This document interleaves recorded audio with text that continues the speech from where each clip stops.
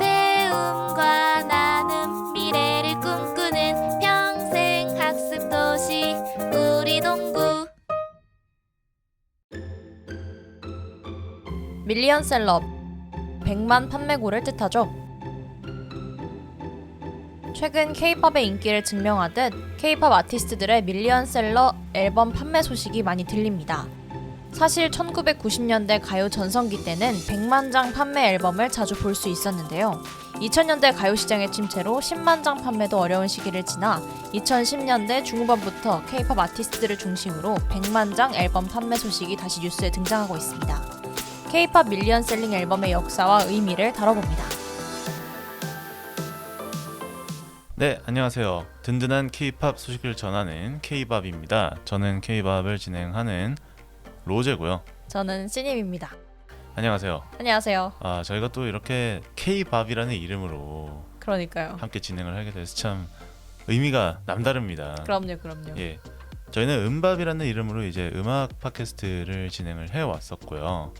그래서 이제 K-팝, 이번엔 특별히 K-팝 밀리언셀러 2022년의 K-팝의 역사, 주목할 만한 기록들에 대해서 여러 가지 이야기를 해보려고 이렇게 자리를 마련하게 되었습니다.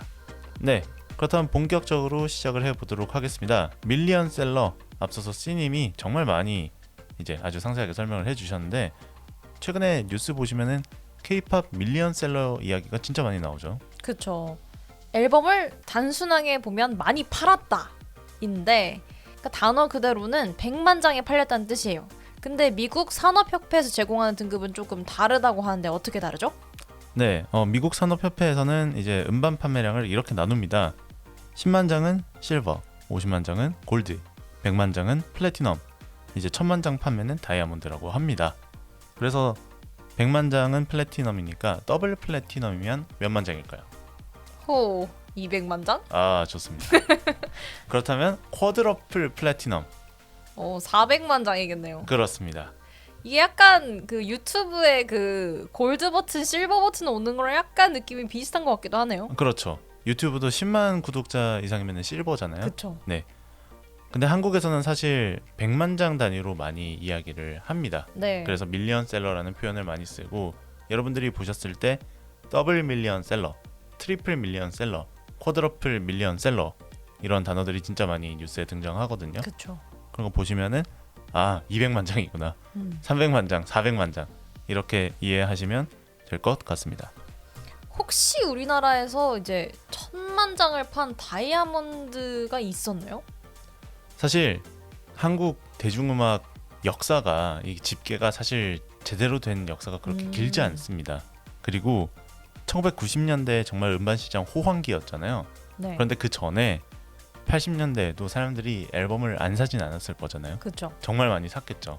그리고 사실 그 시절엔 길보드 차트라는 게 있었는데 빌보드 차트가 아니고요. 네. 그러니까 속칭 해적판이죠. 이제 정품을 불법 복제해서 판매를 하고, 그렇게 길에서 팔린 작품들까지 합치면은 정말 어마어마한 양이 팔렸을 거예요. 그쵸. 네, 근데 집계를 할 수 없었으니까 참 아쉽습니다. 그런 길보드는 이제 흔히 말하는 고속도로 테이프 이런 것도 포함하시는 거죠? 예, 예전에 제가 듣기로는, 제가 직접 본 적은 없습니다만, 네네. 수레차에 네. 이제 앨범이 가득해서 이제 길거리에서 진짜 팔았다고 해요. 그래서 사실 예전 사람들이 길보드 차트라는 말도 있었다고 합니다. 네, 방금 말씀해주신 것처럼 이제 1990년대는 음반 시장의 호황기였는데요. 매년마다 두세 팀 정도 인기 가수들이 100만 장 판매고를 기록했다고 해요. 네, 혹시 C님은 1990년대 유명한 가수 중에 이 가수 100만 장 팔았겠다 생각하신 분 있으세요? 사실 90년대에 제가 크게 관여를 하진 않았지만 제 생각에는 뭐 쿨이나 DJ DOC 정도 DJ 아닐까요? DOC. DJ DOC는 100만 장을 팔았습니다. 오. 네. 사실 국내 최초의 이제 밀리언셀러 과연 누구냐 네. 말이 많은데요.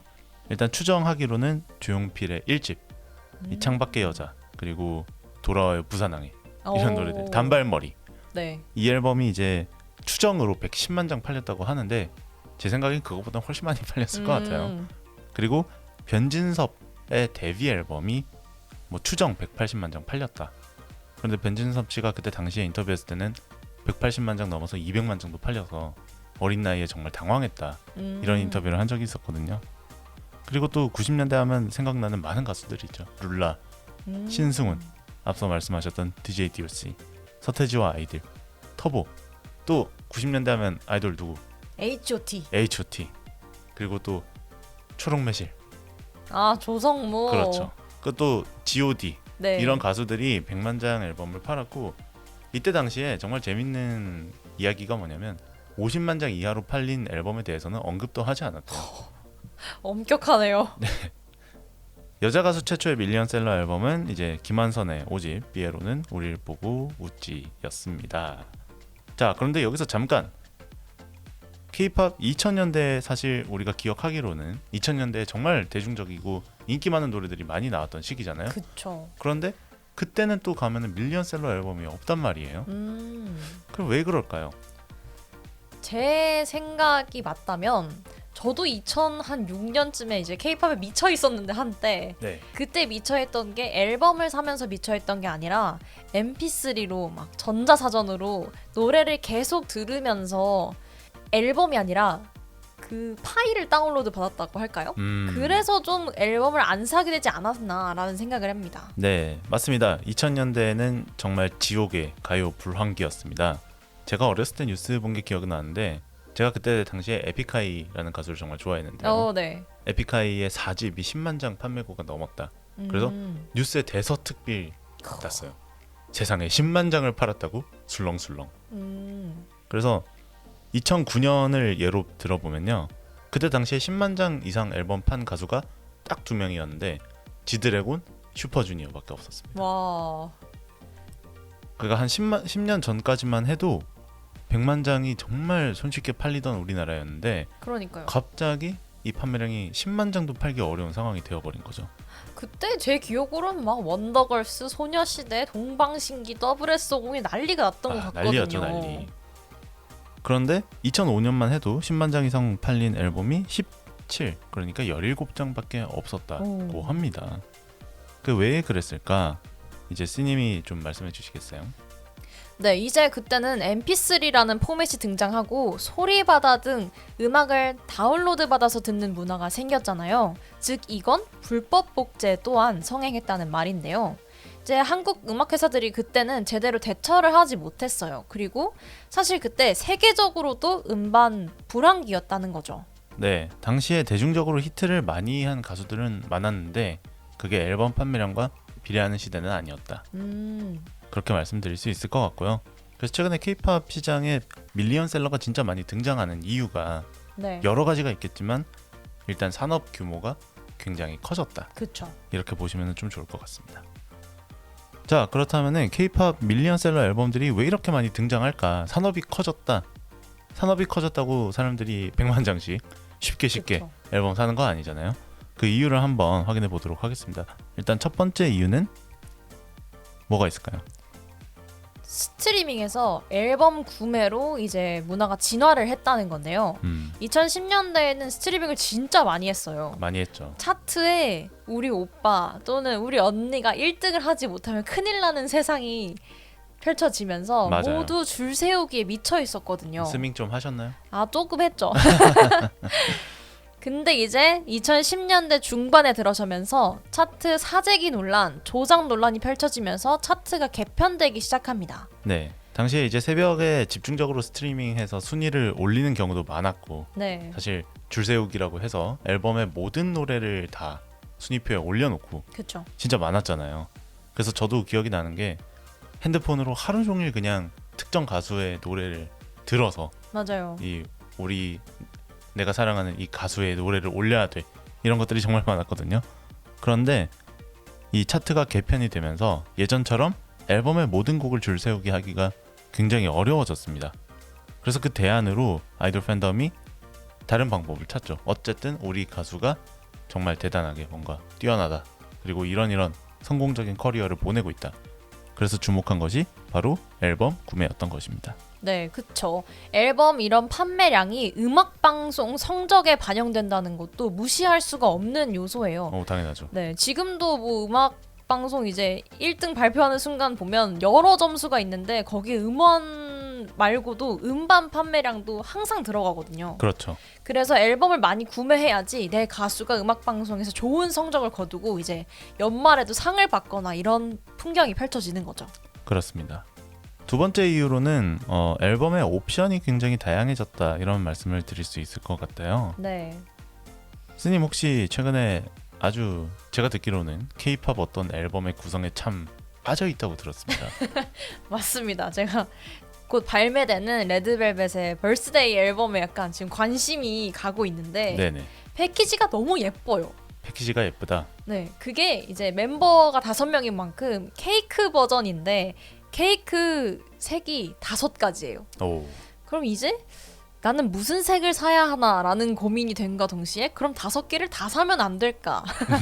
라는 고민을 함과 동시에 이제 케이크 버전의 앨범만 있는 게 아니라 뭐 포토북 버전의 앨범도 있으니까 이걸 사면 또 다른 느낌의 덕질을 할 수 있는 게 아닐까라고 고민을 하게 되는 거죠. 그렇죠.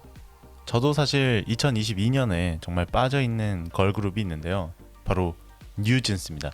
뭐 저만 빠져있는 거 아니겠죠? 그쵸. 엄청난 인기를 끌었던 그 팝업 스토어. 저 또 저희 집 앞에 팝업 스토어가 있어서 가봤는데 아침에 가서 대기 몇백 명. 그쵸. 정말 엄청났습니다.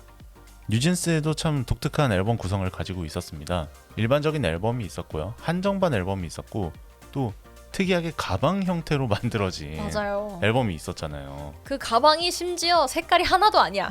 3개였죠. 네. 그 심지어 이게 왜 가방이 동그랗게 생겼는데 왜 동그랗게 생겼냐? CD 플레이어의 추억을 되살린다는 의미에서 동그랗게 만들었다고 하는 거예요. 그쵸. 전 또 아날로그 시대를 기억하는 사람으로서 네. 안 살 수가 없었거든요. 그래서 이렇게 사다 보면은 한 앨범을 3장, 4장, 5장 이렇게 사게 된단 말이죠. 네, 맞아요. 네. 그래서 예전에도 생각을 해봤는데 이미 예전에도 K-팝 앨범은 좀 특이한 구성이 많았던 것 같아요. 그쵸.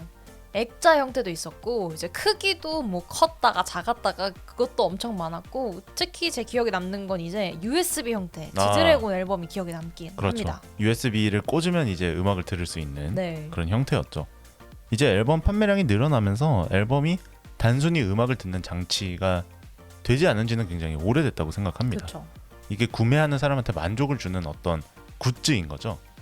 머천다이즈라고 할 수 있을 거고요. 음악 감상보다는 뭔가 내가 이런 패키지를 모은다. 내가 이런 구성을 어떻게 완성한다. 네. 그리고 내가 이 멤버를 좋아하니까 이 멤버가 그려진 앨범을 구하기 위해서 노력을 한다. 맞아요. 그리고 이게 뉴진스 앨범 같은 경우는 또 랜덤이었어요. 그게. 그러니까 예를 들어서 제가 뭐 뉴진스의 민지 씨를 좋아한다. 네. 근데 다니엘이 나왔어요. 물론 다니엘 씨도 좋아요. 근데 난 민지 씨의 얼굴이 그려진 앨범을 사고 싶은 거죠. 그럼 하나 더 사야죠. 그렇죠. 근데 이게 가차라는 게 하나만 사서 또 하나가 당첨되길 바라는 게 운이니까 몇 개씩 사게 되는 거죠. 그렇죠. 그리고 이 가차를 정말 가속화하는 장치가 또 하나 있죠. 그쵸. 바로 포토카드입니다. 이제 K-팝 앨범을 사면 앨범 안에 멤버들의 사진이 담긴 카드가 담겨 있는데요. 업계에서 최초로 포토카드를 삽입한 기획사는 SM이라고 해요. 이제 2010년에 소녀시대 5 앨범 안에 멤버들의 사진을 넣었다고 합니다. 저 아직도 이게 기억이 납니다. 진짜? 소녀시대 앨범을 친구들이 정말 많이 샀어요. 진짜요? 그래서 왜 사냐고 했더니 거기에 들어있는 멤버들의 사진이 다 다르다. 네. 그래서 누구 나왔냐? 이제 뭐 유리 나왔다, 티파니 나왔다, 네. 태연 나왔다 이런 얘기를 하면서 놀았던 기억이 나는데 포토카드가 사실 K-팝 하시는 분들은 정말 엄청나게 중요한 요소잖아요. 그쵸. 제가 심지어 광화문 교보문고 핫트랙스 거기에 워너원 친구인 팬을 따라서 포카 교환을 하는데 가본 적이 있거든요. 정말 신기한 경험이었어요. 이제 머리 위에 그 포토카드를 이렇게 붙이고 이걸 교환할 사람을 찾아다니는 거예요. 그러면 누군가 이렇게 접근을 할 때까지 약간 비둘기처럼 다닐 수 있습니다. 약간 보드게임 같은 맞습니다. 느낌도 나고 참 재밌네요. 네, 그리고 제가 어디서 봤는데 이제 세븐틴의 경우에는 멤버 수가 13명이잖아요. 그렇죠. 근데 이분들이 지금 21개의 앨범을 냈는데 포토카드 개수가 100개가 넘어요. 인당 100개가 넘는다는 건 13명이면 정말 말 그대로 1000장이 넘는다는 거죠. 와, 진짜 대단합니다. 이거를 다 모으기 위해서는 또 어떻게 해야 되죠? 사야죠. 그렇죠, 사야죠. 앨범을 사야죠. 근데 앨범이 이제 단종되거나 앨범이 더 이상 나오지 않으면 포토카드만 또 거래를 하잖아요. 맞아요. 그래서 최근에는 K-팝 업계에서 이런 포토카드만 전문으로 거래하는 사이트들도 생기고 사실 그런 경우가 많거든요. 어쨌든 앨범 판매량이 늘어나는 데는 포토카드 뽑기의 요인도 무시할 수 없다. 네. 그래서 지난해 앨범 판매량이 5,708만 장이라고 해요. 와, 이게 그 전년도에 대비해서 그러니까 2020년 대비해서 36%나 증가한 수치라고 합니다. 그래서 올해는 또 얼마나 많이 팔렸을지 사실 네. 모르겠어요. 그런데 또 이렇게 앨범 판매량이 늘어나면서 K-팝에서 또 관련해서 나오는 목소리가 있죠. 네, 바로 환경 파괴 내용인데요. 이제 재활용이 잘 되지 않는 플라스틱 소재, 응모권, 팬사인회, 포토카드 등을 다량 구매하고 버려지는 거죠, 앨범 자체가. 그렇죠. 그래서 일부 소속사들은 친환경 재질로 앨범을 발표하기도 한다고 합니다. 네, 뭐 대표적으로 이제 재사용이 가능한 플라스틱을 쓴다거나 그쵸. 이제 재활용 플라스틱을 쓴다거나 뭐 다양한 장치들을 사용을 하는데 사실 앨범 사서 전 버린다는 개념 자체를 이해를 잘 못했거든요. 네. 왜냐면 저는 약간 좀 전통적인 느낌이 있어서 네. 앨범 사면 거기 있는 CD로 음악 들어야지라는 생각을 많이 했어요. 아, 근데 사실 이제 어디 중고 서점 가보면 포토카드만 뽑고 앨범 팔고 맞아요. 너무 많잖아요. 그래서 참 그런 것들 보면서 와, 이게 정말 이렇게 버려진다면 환경 파괴 정말 심각한 문제가 될 수도 있겠구나. 그쵸. 네, 그런 생각이 듭니다. 이제 CD 자체가 노트북에도 리더기가 따로 있어야지만 읽을 수 있는 게 대중화되면서 환경 파괴가 진짜 무시할 수 없는 요소가 된 것 같아요. 네, 그래서 지난해부터 사실 K-팝이 세계적으로 인기가 정말 높아지면서 이제 공연 같은 것도 그렇고 저탄소 공연 그리고 뭐 저탄소 생산, 앨범, 환경 보호 이런 운동이 굉장히 많이 나타나고 있는데 네. 뭐 이런 점들에 대해서는 물론 이런 이야기도 있습니다. 음반 산업 전체가 전체 환경 파괴에 차지하는 비중이 아주 작다. 하지만 그래도 친환경 무브의 이제 움직임에 네. 신경을 쓰는 것은 당연히 중요한 일이라고 할 수 있겠죠. 네, 이렇게 K-팝 밀리언셀러에 대해서 여러 가지 이야기를 해보고 있는데요. 사실 이 밀리언셀러라는 기준도 조금 애매하다 이렇게 말씀하시는 분들도 있습니다.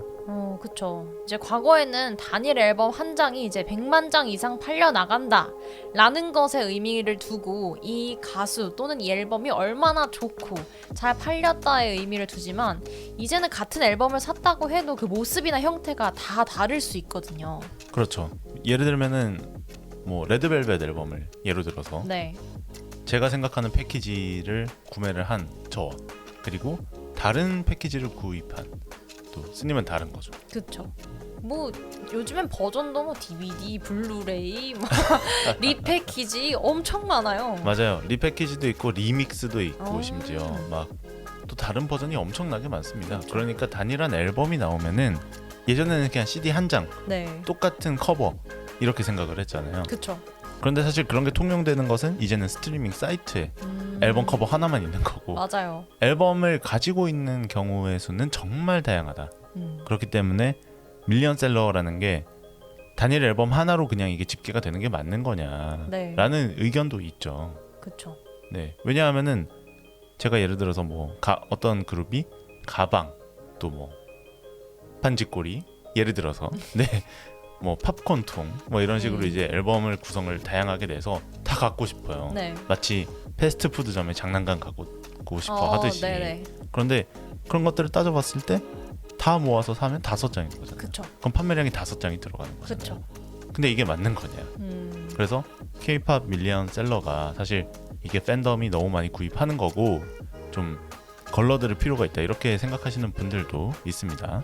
네. 그래도 뭐 아무 그룹이나 밀리언셀러를 기록하는 거는 아니긴 하죠. 당연히 아니죠. 네, 밀리언셀러를 기록한 그룹은 이제 어느 정도 팬덤을 확보하고 있고 인기가 있으며 그것을 바탕으로 다른 다양한 활동을 펼칠 수 있는 위상을 가졌다 이렇게 보면 좋을 것 같다는 생각입니다. 네, 그래서 최근에 이제 뉴스에서 K-팝 그룹들이 밀리언셀러 기록하면 굉장히 화제가 되고 맞아요. 또 인터뷰도 하잖아요. 멤버들에게 밀리언셀러 어떻게 생각하느냐.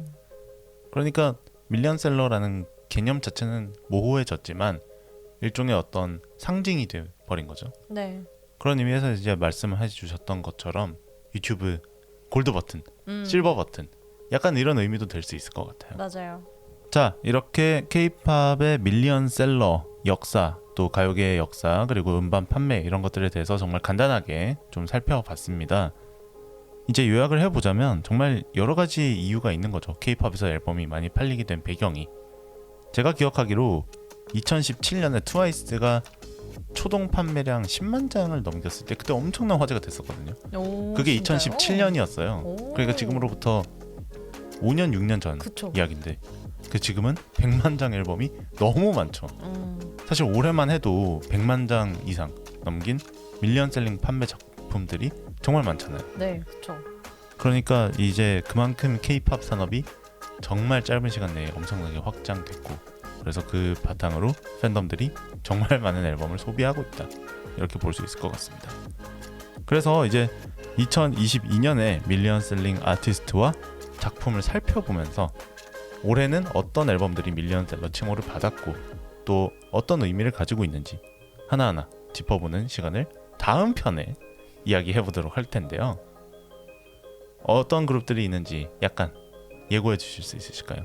일단 올해 선풍적인 인기를 끌었던 신인 아이브, 아이브. 또한 즈즈즈에 소속되어 있는 에이티즈와 스트레이키즈. 오, 그 혹시 즈즈즈 누군지 말씀해 주실 수 있으세요? 그럼요. 스트레이키즈, 에이티즈, 더보이즈 이렇게 어. 세 명이 각 그룹 안에 즈가 들어가서 즈즈즈라고 MZ세대의 선풍적인 인기를 끌고 있는 남자 아이돌 3대장으로 불리고 있습니다. 그렇습니다. 이런 그룹들에 대해서 이제 조금 더 자세하게 이야기 나눠보도록 하겠습니다. 다음에 또 만나요. 안녕. 안녕.